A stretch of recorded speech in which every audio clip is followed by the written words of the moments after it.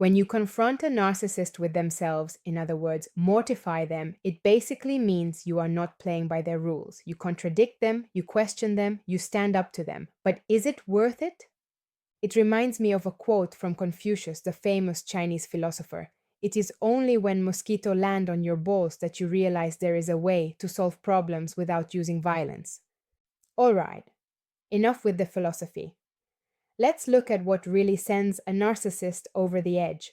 But before we take a look at how narcissistic mortification develops, whether you're the good cop or the bad cop in the story, and the 5 reasons why narcissistic mortification happens, here's a quick reminder. If you're suffering because of a narcissistic relationship, there's a link in the video description that might help. And as a beginner content creator, what more could I ask for? Don't forget to subscribe to the channel. All right then, let's dive in.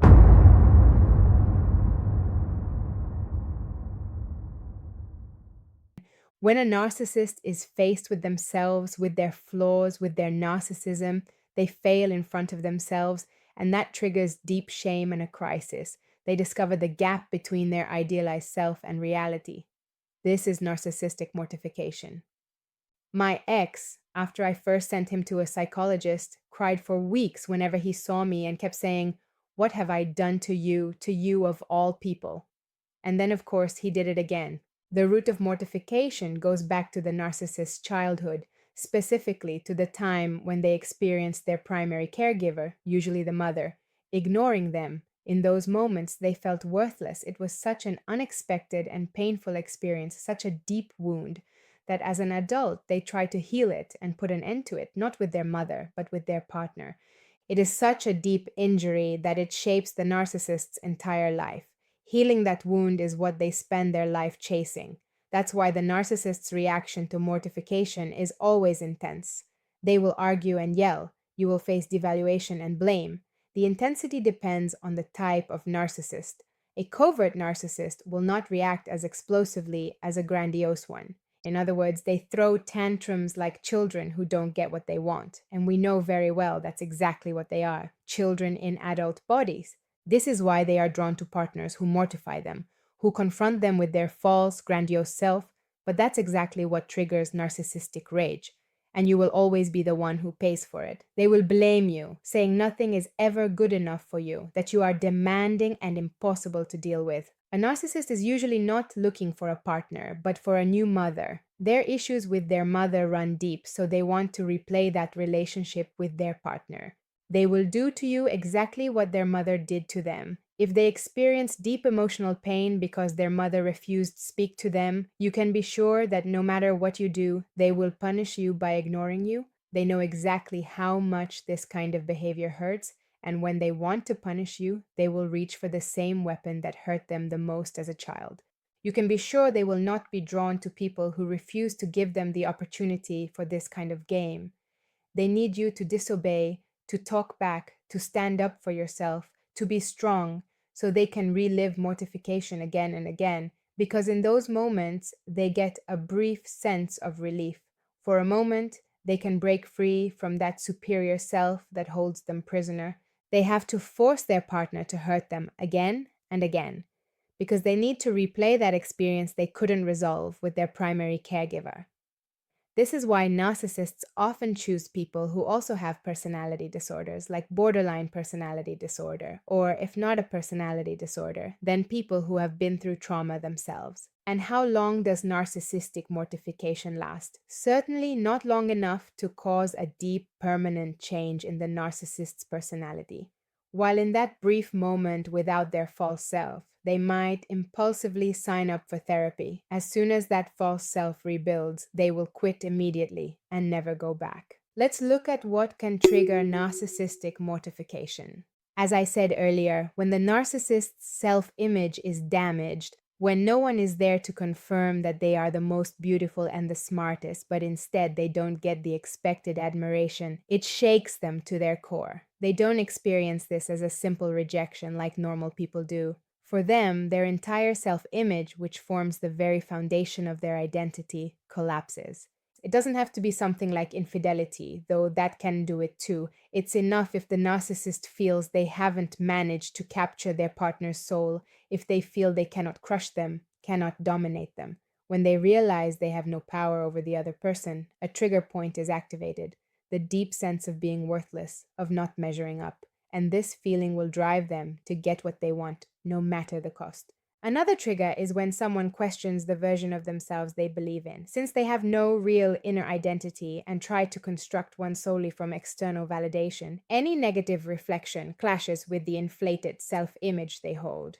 The third is when the idealized image shatters. A narcissist doesn't see their partner's true personality, only a projection of their own inner desires. The moment that ideal image is broken for any reason, the narcissist starts to hate, and they also start to hate themselves for being stupid enough to choose someone like you.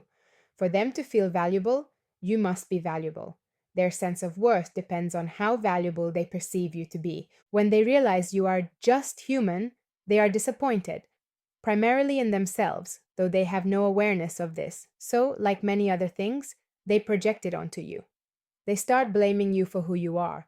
That's when you find yourself standing there confused, wondering how one moment you were on a pedestal, the most wonderful person in the world, and the next you're a nobody.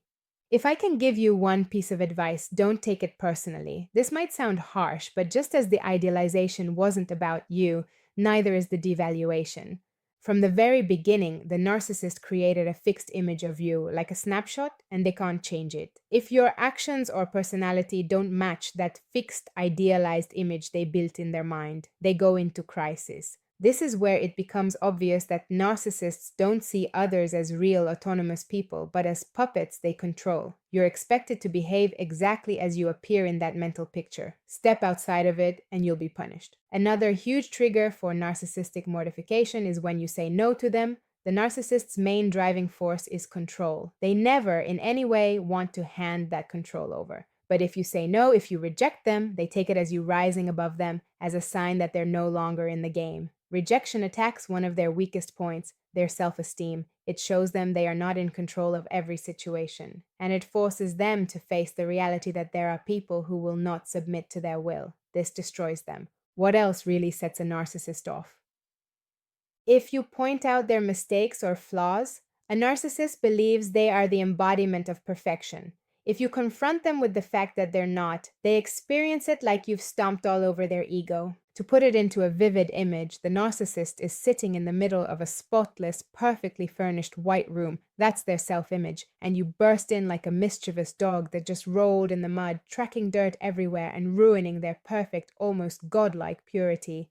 They will never admit this to you, never apologize for their mistakes. But when they're alone with their thoughts, it will get to them. For a split second, even to themselves, the mask drops, and the thought might flash through their mind that they are just human. If you want to mortify a narcissist fast, ignore them. Withhold your attention. This hits their deepest wound. This is when they truly face the reason they chose you in the first place. They relive their relationship with their mother when she didn't notice them. Taking away attention, narcissistic supply, is especially effective if it happens suddenly and they don't have another active source to draw it from.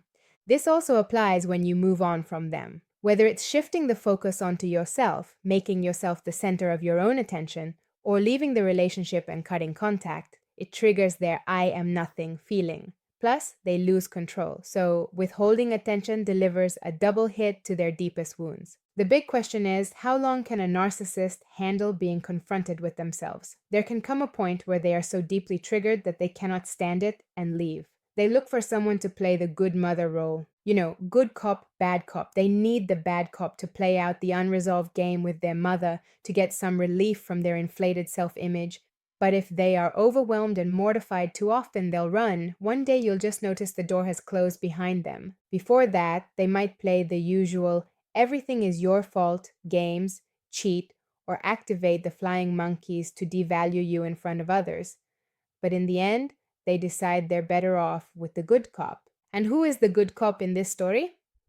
That's also a mother role, but the role of the mother the narcissist always longed for. The caring mother. So after you, if you were the one who mortified them, you can be sure their next victim will be submissive. Someone who never talks back, who does exactly what the little child inside the narcissist says. Ideally, they won't even have to say it because the good mother will anticipate and fulfill every need. This way, the narcissist can rest a little. And how long does that rest last? Until they get bored. You know how children get when they're bored, right? They start misbehaving to get attention. With a narcissist, this can show up as impulsive behavior, running red lights, taking up extreme sports. They start looking for new sources, which usually means cheating. The more stimulation they get from different partners, the more that inner need to be noticed gets satisfied. So, when you stand up for yourself, for your truth, when you go against the narcissist's will and mortify them, know that you are triggering their narcissistic rage. They will project all their frustration onto you, blame you for everything, and in the end, they might look for someone who allows their mind to rest before they go hunting again for someone who can mortify them and help them finish their unresolved game with their mother. And you should know, you can be that old news source again if they haven't found someone else.